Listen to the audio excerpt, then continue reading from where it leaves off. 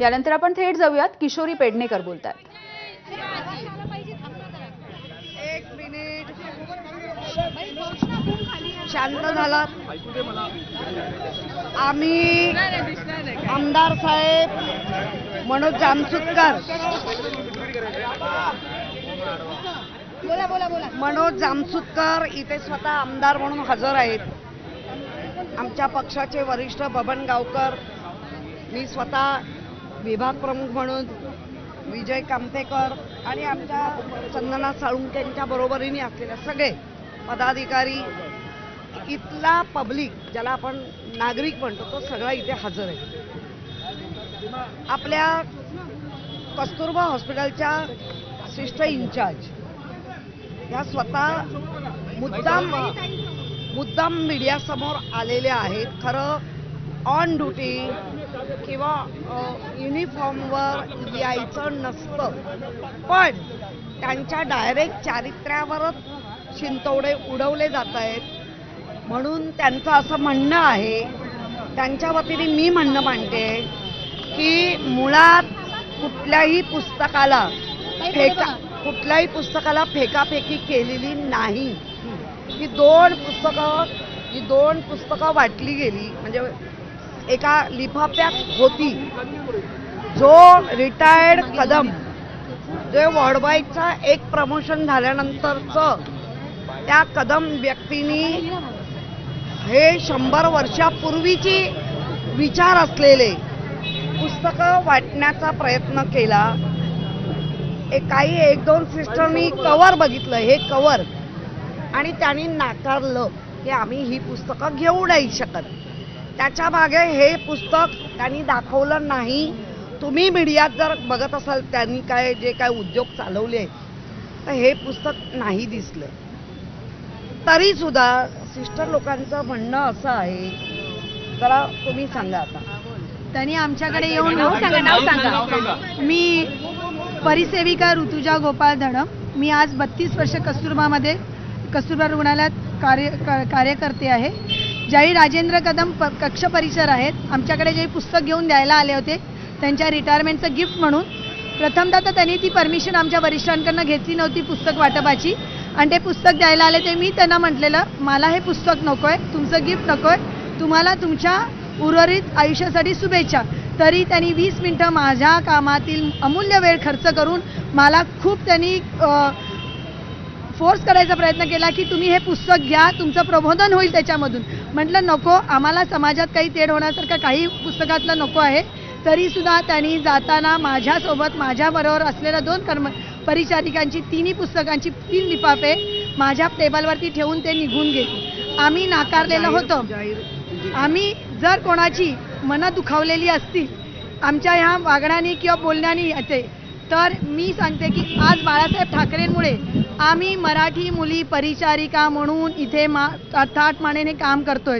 ह्याच्या आधी आपल्या मराठी मुलींना नर्सेस म्हणून जॉब मिळायचा नाही. बाळासाहेबांच्यामुळे आज आम्ही इथे ताठमानेने काम करतोय. मराठी वर्ग म्हणून आम्ही इथे खूप ताठमानेने काम करतोय.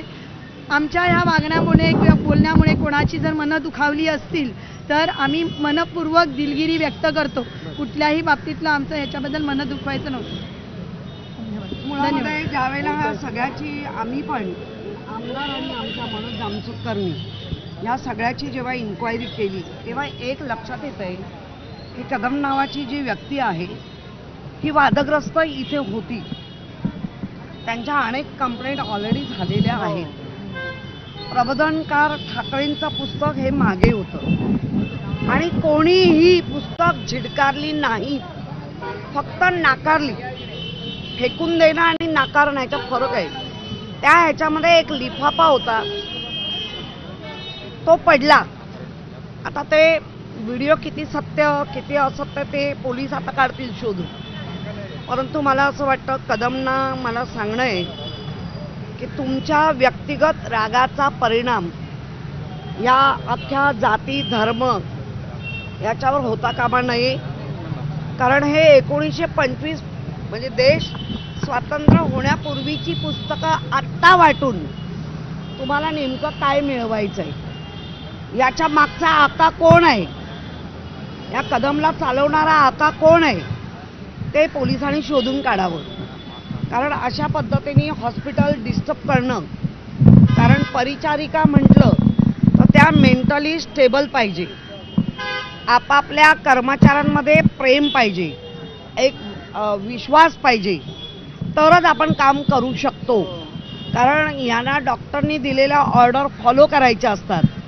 एखादा इंजेक्शन ट्रॉली असते किंवा आमच्या मेडिसिन ट्रॉली असतात, त्याच्यावर जर एखाद्याने राग काढायचा ठरवला आणि एक्सपायरी डेटचं इंजेक्शन वगैरे नेलं, दिवसभरामध्ये 3 वेळा ट्रॉली चेक होते, मेडिसिन ट्रॉली चेक होते, इंजेक्शन ट्रॉली चेक होते आणि असलेल्या स्टाफवर विश्वास ठेवून त्या ट्रॉलीमधलं औषध दिलं जातं. पण यांना जर अशा पद्धतीने मेंटली डिस्टर्ब करायचं असेल आणि नशीब तो प्रयोग झाला नाही ना, तर एखाद्या रुग्णाचं काही होऊ शकतं. मला असं म्हणायचं आहे, ते जे आता काय 2 महिन्यापूर्वी ही गोष्ट घडली, त्यांच्या ते सगळं माफीनामा त्यांना सगळ्यांना सिस्टर लोकांना महानगरपालिकेने मेमो पण दिले. म्हणजे चोर सोडून संन्यासाला फाशी झाली आहे तेही त्यांनी मान्य केलंय. परंतु परत अशा गोष्टी करणं हे पोलिसांनाही आम्ही सांगितलंय की असं होऊ देऊ नका. त्या व्यक्तीला बोलवून घ्या, त्या व्यक्तीचं पण ऐका, कारण तो सोशल मीडियावरनं व्यक्त होतोय. त्याने कोणालाही संपर्क केलेला नाही आणि अशा एकत्र काम केलेल्या व्यक्तींनी एकमेकांवर आरोप प्रत्यारोप करून अख्ख्या समाजाला वेठीस धरणं हे रॉंग आहे. हे पुस्तक ऑलरेडी बॅन झालंय. ते पोलिसांनी त्याला विचारावं, हे पुस्तक नेमकं वाटण्यामध्ये तुझा उद्देश काय होता. प्रबोधनकारांचं पण पुस्तक स्वातंत्र्यापूर्वीच आहे. त्यांनी तर स्वतः जे आमच्या बाळासाहेबांचे पिताश्री आहेत, त्याने तर लढा उभा केला देश स्वतंत्र होण्यासाठी आणि जातीपातीच्या भिंती गाडण्यासाठी. त्यांनी महिलांना शिकवण्यासाठी सगळ्या बाजूनी लढा दिला. परंतु